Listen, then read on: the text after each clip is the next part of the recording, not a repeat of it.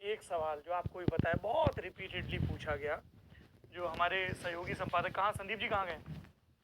संदीप जी के बालक ने भी कहा है, उनका बच्चा है छोटा, कि वो ज़रूर पूछेगा, और वो है आपकी जो सबसे मशहूर टीवी सीरीज कह लें, सीरियल कह लें, तारक मेहता का उल्टा चश्मा से जुड़ा हुआ।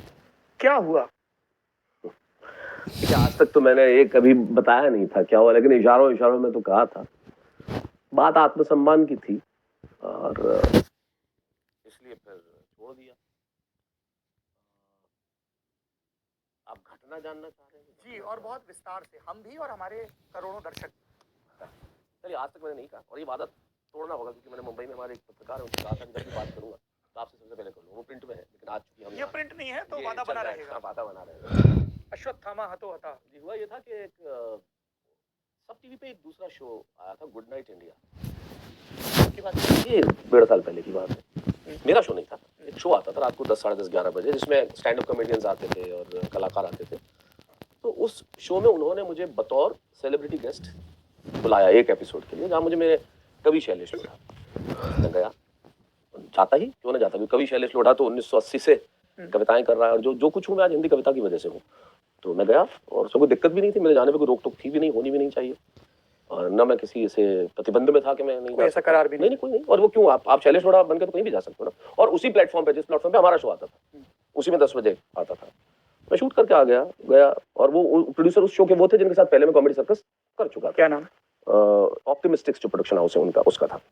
तो एक संबंध भी थे, और निश्चित तौर पे कविता है, मैंने वहां जाकर कविता भी पढ़ी जो बड़ी मशहूर है, जिन दोनों मेरी कविता हुई, मैं बच्चे ढूंढ रहा हूँ, वो कविता मैंने उसने सुना दी।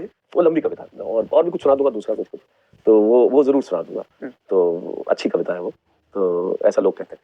तो मैंने वहां जाके कविता पढ़ी और शो हो गया। अब उनका फोन आया जिस दिन वो शायद टेलीकास्ट होने वाला होगा, उसके एक दिन पहले, और आप कैसे गए वहां पे? उनका मतलब कि प्रोड्यूसर शो के। आप असित मोदी का नाम नहीं लेते हैं सार्वजनिक रूप से? मतलब तारक मेहता का उल्टा चश्मा के प्रोड्यूसर असित मोदी। उन्होंने, आप बताओ, प्रोड्यूसर बात की थी ना? अरे मुझे अपने दर्शकों को स्पष्ट करना होता है, असित मोदी की बात कर रहे हैं? वो जो प्रोड्यूसर है उनका फोन आया। Oh, I love this about you. तो मोदी जी भी कई लोगों का नाम नहीं लेते हैं, कुमार विश्वास भाई आते हैं, वो भी कई लोगों का नाम नहीं लेते हैं। अच्छा, कुमार भी नहीं लेता है? मुझे नहीं, कुमार भी नहीं नाम लेता है? अच्छा, मुझे नहीं पता था इसलिए। तो और आप तीनों ही कवि हैं। चलिए, तो प्रोड्यूसर का फोन आया मेरे पास उनका कि आप कैसे चले गए, और इधर उधर कैसे चले गए, मतलब भाई मैं कवि हूँ और एक शो के अंदर मैं ऐसे बतौर सेलिब्रिटी गेस्ट गया हूँ, कोई रोल करने तो गया नहीं हूँ। आधे घंटे का एपिसोड है जिसमें मैं सेलिब्रिटी गेस्ट हूँ, जिसमें मैं शैलेश लोढ़ा हूँ, और उन्होंने बड़ी असभ्य भाषा में बात की जो मुझसे बर्दाश्त नहीं हुई। ऐसा पहली बार हुआ जब असित मोदी ने इस तरह की भाषा का? एक बार और भिड़ंत हो चुकी थी हमारी सेट पे। तब क्या हुआ था? जब उन्होंने कहा यहाँ सब काम करने वाले मेरे नौकर हैं, इस तरह की एक लैंग्वेज उन्होंने बोली थी, तब भी भिड़ंत हो चुकी थी कुछ समय पहले। तो तब भी ऐतराज मैंने जब मेरी 2 पंक्तियां भी, मैंने कहा कि हर बात पे मेरी हामी नहीं है और जुल्म के आगे सलामी नहीं है, और भूल गया मेरी खुददारी का इम्तिहान लेने वाला, मेरी रगों में खून है, गुलामी नहीं है। क्या बात है? तो उन्होंने जिस भाषा में बात की वो मुझसे स्वीकार्य नहीं थी मेरे लिए, कि हम सब काम कर रहे हैं और सबने मिलकर किसी चीज का निर्माण किया है, और आप इस भाषा में तो बात कर ही नहीं सकते, पहले तो आप प्रतिबंध इस तरह के नहीं लगा सकते। तो मैंने कहा भाई मुझसे, मैं ये चीज तो बर्दाश्त ही नहीं कर पाऊंगा। तो देन आई मेल्ड इट। मैं इमीडिएट 17 फरवरी की बात है, 2022 जी, और 17 फरवरी 2022 की बात है, मैंने मेल कर दिया तो मैं I am not working anymore. लेकिन मैं जाता रहा सेट पे, क्योंकि वो बुलाते रहे, मैं इसलिए जाता रहा कि हमें पता है कोई लंबा शो चल रहा है तो आपकी स्टोरीज है या रोल है वो खत्म हो जाए जब तक आपको जाना है, तो मैं जाता रहा। लेकिन उन्होंने फिर आर्म ट्विस्टिंग के लिए ये हुआ कि हमारे इंडस्ट्री में एक नियम है, तो पैसे आप 90 दिन बाद क्लेम कर सकते हैं। ये बड़ा अजीब नियम है, लोगों को पता चलना चाहिए। अगर 1 जनवरी पे किसी ने काम किया है तो 1 फरवरी, 1 मार्च, 1 अप्रैल तक उसका पैसा नहीं मिलेगा, 1 अप्रैल के बाद मिलेगा। वो नियम है, ठीक है, हर जगह के अपने नियम होते हैं, उसमें कोई दिक्कत नहीं है, और पर डे पे हम लोग काम करते हैं। तो ये फरवरी की बात है, मैं जाता रहा क्योंकि मैंने कहा पूरा कर लेंगे अपना काम और नया ढूंढ लेंगे, क्योंकि मैं कह चुका हूँ कि मैं नहीं आऊंगा। और लेकिन हुआ ये कि फरवरी में उन्होंने नवंबर माह का जो मेरा पैसा ड्यू था, दिसंबर, जनवरी, फरवरी रोक लिया आर्म ट्विस्ट करने के लिए। क्या भाव हमारे दफ्तर में साइन करो हमारे पेपर्स पे, तब हम पैसा देंगे। मैंने कहा पेपर्स भेज दो, वो उन्होंने नहीं भेजे।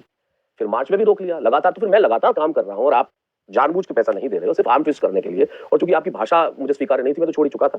फिर मैंने अल्टीमेटली एक मेल किया 5 अप्रैल को, फिर do not release this, I will not come from tomorrow. अभी तक तो मैं आ रहा था गुड जेस्चर में, फिर मैंने 6 अप्रैल से जाना बंद कर दिया। किसी ने बीच बचाव की कोशिश की? नहीं, उसमें बीच बचाव क्या होता, ये तो बहुत सिंपल था ना। आर्म ट्विस्टिंग आप मेरी कर रहे हो, और आप क्यों कर, या तो आप ये तरफ हम ये कहते हैं भाई इस पेपर पे साइन करो तो हम आपको पैसा देंगे, फिर आप काम ही ना करने दो ना भाई, जब तक पेपर पे साइन नहीं होता आप काम ही नहीं कर सकते, तो ऐसा करो। That would have been a better thing. और सबसे बड़ी चीज पैसा तो मुद्दा ही नहीं था ना, ये तो उन्होंने आर्म ट्विस्टिंग के लिए रोका। बात अलग हुई। मेरा मुद्दा तो वो भाषा, वो व्यवहार और वो फ्यूडलिस्टिक अप्रोच। माननीय न्यायालय ने अपने फैसले में क्या कहा इस विषय पे? एनसीएलटी में मैं गया और पैसा लेने के लिए क्यों जाना पड़ा मुझे, क्योंकि उन्होंने पैसा लेने के लिए भी क्या कि हमारे यहाँ एक एग्रीमेंट है, फुल एंड फाइनल एग्रीमेंट, उस पर साइन करो तो पैसा देंगे। उसको मुझे स्वीकार नहीं था। ऐसा क्या था उसमें? सबसे पहली बात तो तलाक के बाद तो मैरिज सर्टिफिकेट पे साइन नहीं होता है ना। पहली चीज तो ये है। दूसरी चीज, आप कहीं से कहीं काम छोड़ रहे हैं तो मैं ये साइन करके दूं, ये लिख के दूं कि मैं सोशल मीडिया पे जाऊंगा तो आपसे पूछ के जाऊंगा, मैं मीडिया के बाद? हाँ, मैं मीडिया से बात नहीं करूंगा, मैं ये नहीं करूंगा। मीडिया से किस पे बात करूंगा कि आपने तारक मेहता का उल्टा चश्मा क्यों छोड़ा? किसी विषय पे बात नहीं करूंगा। मतलब मैं आपको बताऊंगा, मेरे उसमें वो फुल एंड फाइनल एग्रीमेंट जो मुझे आजादी रोकता है, जो मेरे संवैधानिक अधिकार रोकता है। मैंने कहा मैं ये दस्तखत नहीं करूंगा, इसलिए मैं एनसीएलटी में गया। और वहां पे कोर्ट ने कहा आप सेटलमेंट करके पैसा दीजिए। उन्होंने कोर्ट में पैसा दे दिया, मैंने उनके किसी एग्रीमेंट पे साइन नहीं किया। 1.05 करोड़ रुपए। जी, ऐसा ही था।